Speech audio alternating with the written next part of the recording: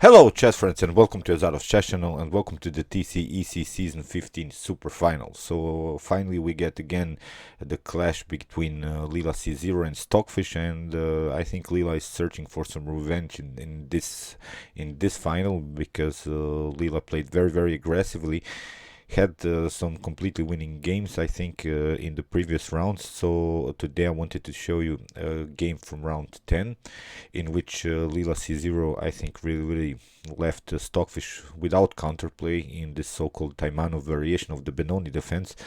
Okay, and I've been told that that this first 10 moves are prearranged by this IT expert. So as said, I would love to this format to be changed. I would really love to let Lila C0 and Stockfish play their own openings like they want to play them, and really try to find the best continuations. So maybe we, the common players, should then maybe apply their systems in order to get a better understanding of some opening lines of particular openings. So, but I said, in this top grandmaster level, I don't think that this Benoni defense is played too often. It's played in some variations of this King's Indian defense, but there are these common rules when to go into the Benoni defense style, and I've explained it in my King's Indian series. So the common Benoni defense, I think it's not so played anymore. It's not so often played anymore, and here Stockfish played this Benoni defense, then Lila crushed it with this Taimanov attack. You'll see, I think it's a very good opening line to play against the Benoni defense, and we'll see. As said, still many rounds to play. This is the game from round 10. 100 games will be played between these two top engines. Maybe Lila will take this season, take the win in this season. In the last season we had a slightly win for Stockfish with the result 51 to 49, I think. Okay, let's see now the game. It was, as said, the so-called Benoni defense. We have d4 here by Lila C0, knight on f6, c4, c5, d5. So now we have the Benoni. We can here have the Blumenfeld gambit or the Benko gambit with the e6 or b5 ideas. But here we have e6, the common Benoni, knight on c3. We have e takes d5, and now c takes d5. And okay, still many possibilities for both, for black and white, to continue from this point on. And here after d6 we have now e4, and okay, g6, and now comes this preparation of this so-called Taimanov attack with f4. And the problem is, you see, the main idea in this Taimanov attack is here after bishop on g7, the move bishop on b5. The problem from black's perspective that black cannot prevent this move with the move a6. This is the main problem in this particular open, because you get immediately e5, and after d takes e5, f takes e5. If you jump with the knight on g4, this could be really deadly, because we can play simply e6, cut off this connection between the bishop and the knight. The knight would be here really under attack. If you play something like knight on e5, then you get bishop on f4, bishop on d6 could be the continuation, but again, knight on e4. So as said, I don't think that this is really good for black here. Too much activity with these two pieces. We have here the weak bishop on d6, which should be basically our main strength on this diagonal. Now this bishop on d6 is the main defensive piece, and if you try something like here knight on d7 in this position, then you get against e6, f takes e6, d takes e6, and then now maybe knight on f6. But here simply trade off the queen's bishop on g5 with the pin. Bishop on e7 can be played, but now you see white has a perfect development. So there are also these tricky lines. If you try something like king on c7 in order to escape with the king, then you get bishop takes on f6, bishop takes, and here knight on d5, the fork, you lose a piece immediately in an early stage of the game. So as said, this pawn stone variation, this Taimanov system. It's really good thing, I think, to play against the Benoni. So for those who have really problems to play sometimes against the Benoni, I've seen many cool games by Black in this Benoni setup. Mikhail Tal, Bobby Fischer used to play these lines. But as I said, in this modern level, I don't think that you see Magnus Carlsen or Fabiano Caruana playing this Benoni defense. So bishop on g7 was played, and now comes this bishop on b5 idea. The main idea of this bishop on b5 move is to slow down a little bit black's progress on the queen side. So here you can have many possibilities. Bishop on d7, knight from b to d7, or knight from f to d7. These are the three main moves.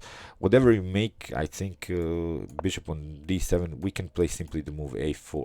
And because this knight is a really centralized knight, it controls the b5 and it controls also the e4, and still our main idea would be the progress of the pawn here on e5. And you see, after that comes the move knight on f3, which is supporting the e5, and you don't have any more this pinning possibilities with bishop on g4. There are these lines with bishop on g4, so we want to really challenge this knight on f3. So this bishop on d7 is okay, playable, but I don't think that you should really go into this line here.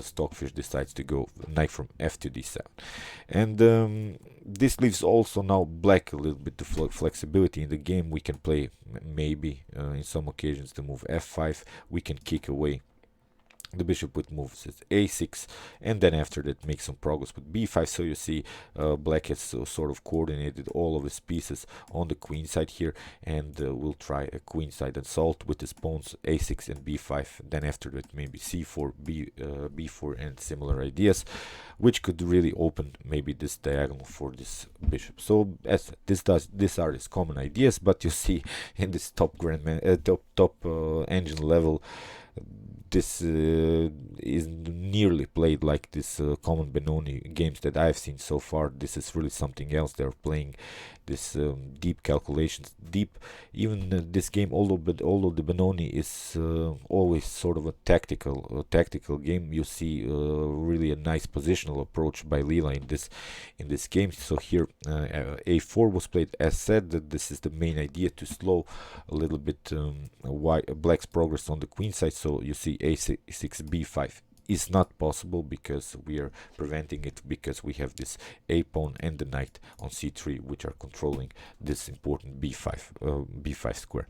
So here knight on a6 was played, and this is also an idea, in the common idea in the Benoni, to play knight on c7, attack the bishop and support the potential b5 progress. So if you take, you see, then you get rook on b8 in a couple of moves, and support it with this bishop, this b file, and this diagonal could be really deadly. So in this Benoni, it's not a problem to lose a pawn here, to doubling up the pawn. So this pawn is not even important. Our main strength in the Benoni is this bishop, which is very well placed, and this queenside attack. So after knight on a6, knight on f3 was played, and now a knight on b4 was played. Not this line, with the knight on c7, because then you can simply play bishop on e2, or even leave just the bishop here on b5, again with the same idea with a takes b5. And you see now this very cool idea by Lila C0. This knight on b4, although it's really sort of an outpost, it's really hard to challenge now this knight on b4. But this b4 will be also stopping a little bit black's advance on the queen side by this pawn. So you see, if we want to play the move a6 and then after that b5, you see, we would love to push forward with the pawn on b4, but our own knight is standing there in the way. So you see, Lila C0 left Stockfish, this outpost, just in order to slow again down a little bit the progress on the queen side. So very cool and nice positional stuff here played by Lila. So here castling was played, and now comes this a6, bishop on e2, and here castling by Stockfish, bishop on e3, knight on f6, and this is now also an idea to play immediately knight on g4, kicking away the bishop on e3. And if you play something like h3, this could a little bit weaken here this dark squares around the king, so the g3 would be really a weakness. We have also the possibility to attack this pawn on e4 with the move this rook on e8, so this could be sort of a tricky variation. You see, you cannot support this this pawn with the move queen on c2 because the knight is here placed, as said, on the square b4.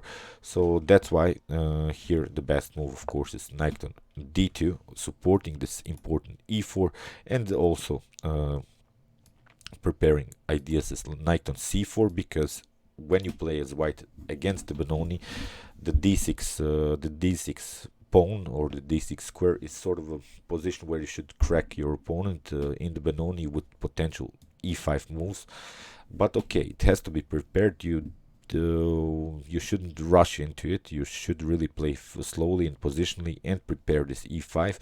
When this e5 comes, it has to be with a tempo. It has to be with some threats, with some maybe opening spaces, opening lines, opening diagonals and similar stuff. So as said, e5 has to be prepared, don't rush into it. So here rook on b8 was played, and you see now because the knight is here attacking this e4, it's hard now for white to compete with this b5, because if you take out, then take out with the knight here, then your e4 pawn is hanging. So that's why here king on h1 was played, and here b5. We have now bishop on g1, which is very strong idea, because in some occasions the bishop could come here on d4, which is also a common move as black to play in the Benoni, you see. And now white gets out of this potential bishop on d4 idea with the move king on h1. The king is now secured. Again, I hope you realize Lila is not rushing into anything, play simply positionally and preparing a pawn breakthrough in the center.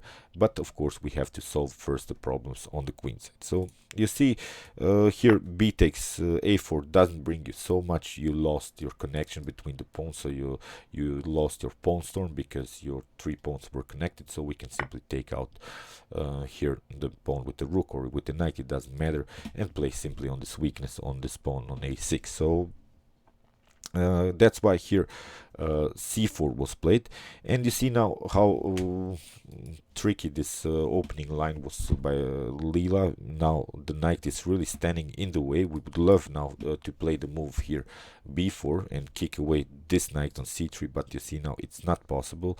Basically in some occasions black can maybe try sort of a pawn sacrifice with the move knight on d3, but then continue the game with the bishop pair. Also common stuff in the Benoni. So 8x b5 was played, 8x b5, and now rook on a7.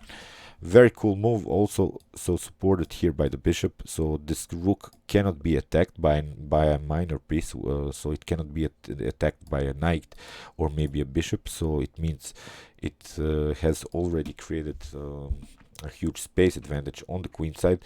And because black was preparing this pawn breakthrough with the move rook on b8 and lost the battle on the a file, so that's why this bishop on g1 was a very good positional idea by Lila c0. And now basically what black can do is somehow challenging the rook with moves as rook on b7, but then again you get rook on a8. So you see this rook on a7 is really bothering a little bit black's position. It's standing there alone, but it's really hard to attack it, and it's really complicated to play against this rook. So knight on a6 was played, and this was now Lila's Stockfish's idea to somehow trap maybe the rook. But here simply b3 was played, and now b4. You see, this is sort of an idea when you play against pawn storms. When you play against pawn storms, you want the pawn storm to be fixed. We want a clarification what's going on with these two pawns. So here after b3 and b4, Lila c0 played knight on b1, and now we have c3. And okay, this is of course leaving this knight hanging, which was played in the continuation. Bishop takes on a6, bishop takes, and now rook takes on a6. And if you play something like knight on c4 here, after rook on e8, if you play something like knight on c4 just in order to escape with this knight, then we can simply take with the knight or with the rook, and you see this knight will never come out of the square here, b1. So although we are piece down, but now we have really solved the problem, and we can really battle now maybe through the a file and try to make progress with this c pawn. So as said, it's not something that Stockfish was worried about, to continue the game with one piece down in this situation. So as said here, after rook on e8, here simply queen on f3 was played. Now Lila would love Stockfish to take here, but then we can get out with the tempo, and we can now continue with one pawn up, and then really make progress with potential moves as e5, which was the main idea. But you see, this idea didn't came in through the whole game. It's sort of always a positional threat by Lila to push this pawn on e5. As said, it has to be prepared, but it wasn't even played in the continuation of the game. So here rook on c8 was played by Stockfish, and now Stockfish, you see, plays an interesting threat, which is of course to play the move c2 and then maybe promote the queen on c1. So that's why rook on c6 was played by Lila, rook takes, and now d takes on c6. We have queen on c7, and now e5. And now finally we have this pawn breakthrough, and it's really brave decision here by Lila, because okay, we have d takes e5, now knight on c3. So you see, Lila wants to stay with his pawn, because this pawn is now pass pawn and it's already on the 6th rank. So basically what we have to do is kick away somehow the queen. So we are not bothered here by losing some pawns on the king side, because black will need many moves in order to create the pass pawn situation on the king side. Although maybe after ideas like e takes f4, we would have maybe a 4-on-2 situation. But it's not a problem, because you still need at least, I don't know, 10 or maybe even more moves just in order to create a pass pawn situation. Here Lila c0 has already a pass pawn, so that's why knight on c3, b takes c3, and now queen takes on c3. So you see, we have also sort of a positional threat here to play b4, then after that b5, and then b6. You see, if we connect these two pawns on the 6th rank, I've explained it in some of my videos, my previous videos. If you connect two pass pawns on the 6th rank, it's basically game over in most of the occasions. So here, that's why rook on e6 was played. Now Stockfish is trying to grab at least one pawn, doesn't bother here about this pawn on f4, and here Lila c0 played rook on c1, protecting this main advantage that we have in the game. So that's why here knight on d5, attacking the queen, and here Lila finds a very nice move, queen on a1, because if you try something like e takes f4 in order to attack the queen, then you get queen on a8, and you have to cover with your bishop. So you see, then after that we have the continuation bishop on c5, creating the pin. You're basically forced to play the move knight on d7. So the main idea would be maybe just here to take out the knight. If rook takes, knight on f3, and simply push this pawn forward, as said, and create this two pass pawn situation, and really it would be an easy game for white here. So that's why after queen on a1, queen on c8 was played, of course preventing this queen on a8 ideas, and now we have queen on a4, simply protecting. Here finally e takes f4 was played, but it's really not a problem. Here rook on c5 was played, attacking the knight. The knight has to move somewhere, and here Stockfish decides to create sort of a blockade against this potential c7 move. So we have to stop this pawn storm that's created now by Lila c0, and here a very healthy move, which I always like to say. Knight on f3, bringing the knight on a very natural square, which is controlling the center. Now we have a very nice diagonal for the bishop. The main idea, as said, remains this b4 b5. So bishop on f8 was played here. Rook on c1, bishop on d6, and now queen on c4.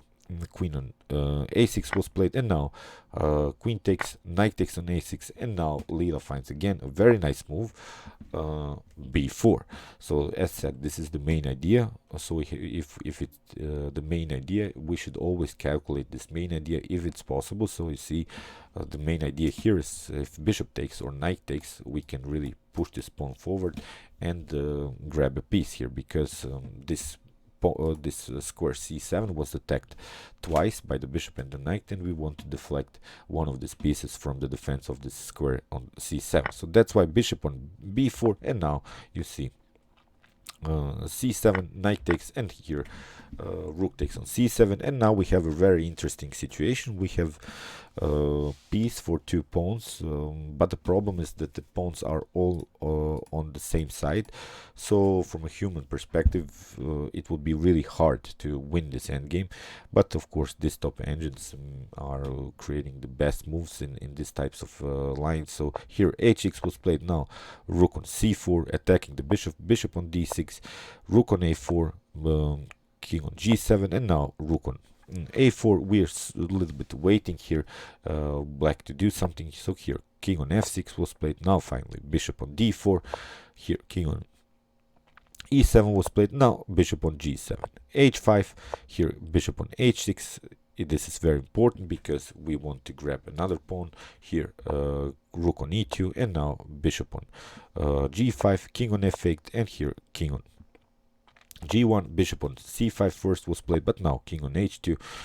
This pawn on f4 is unprotectable now. So here king on g7, bishop takes on f4, and now it's a different position. Now we have a piece for one pawn, so this is now of course a completely winning endgame for white. So f6 was played, rook on c4, attacking the bishop on a3, here king on g1. So Lila c0 is trying somehow to bring the king into the center, so maybe here through the square. So you have to play actively with your king, but of course first you have to also improve the position of your own pieces in the end game.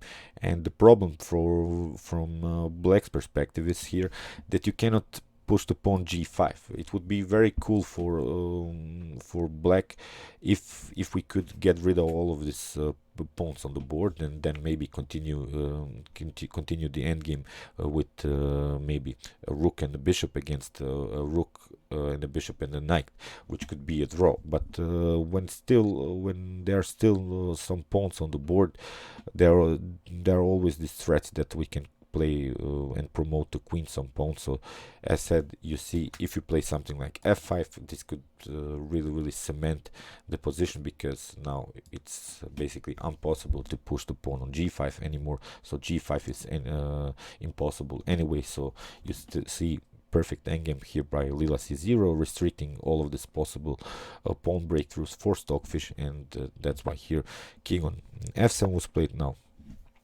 bishop on d2, and now of course the threat is to play king on f1, maybe even trap the rook somehow.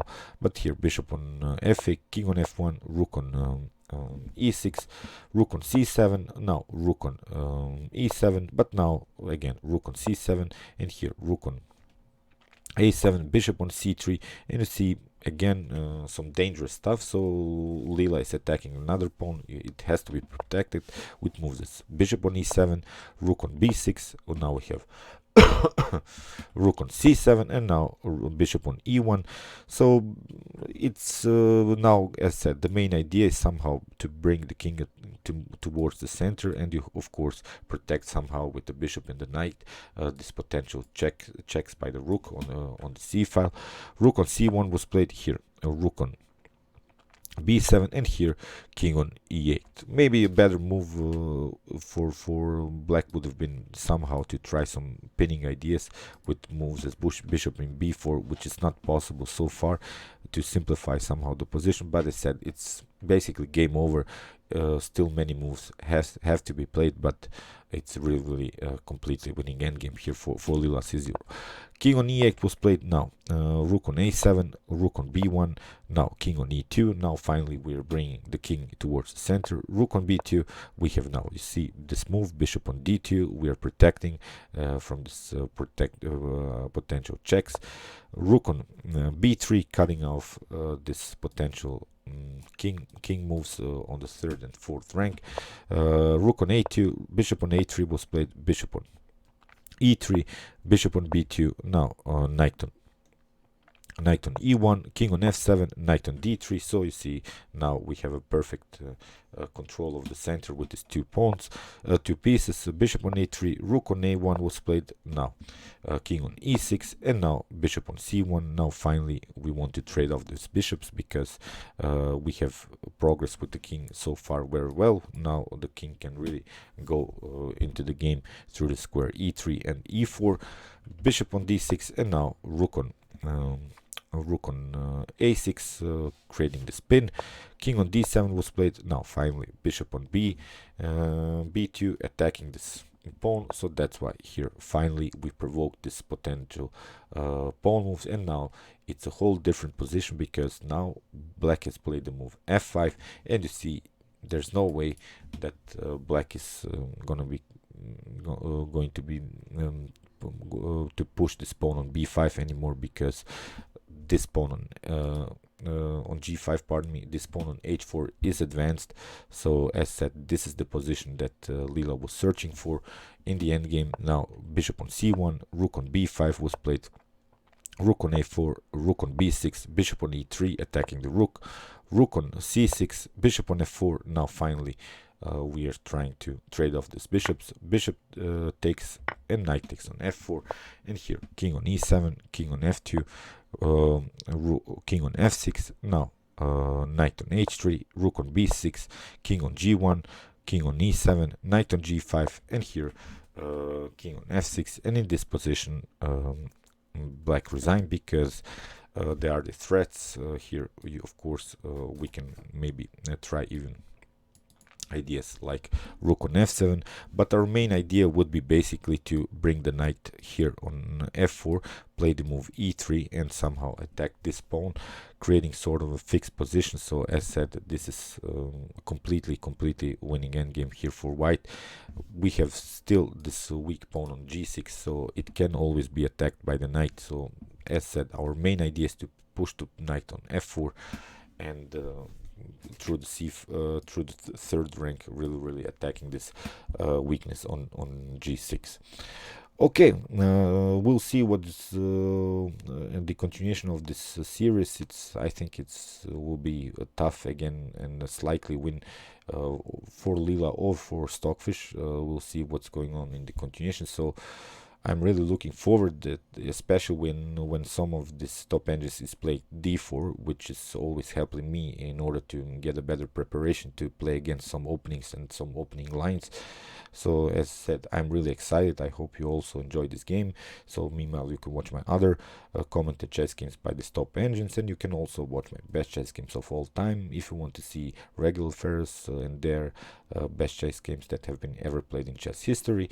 And you can also subscribe to my channel. Thanks you for watching, guys, and chess is the best, of course.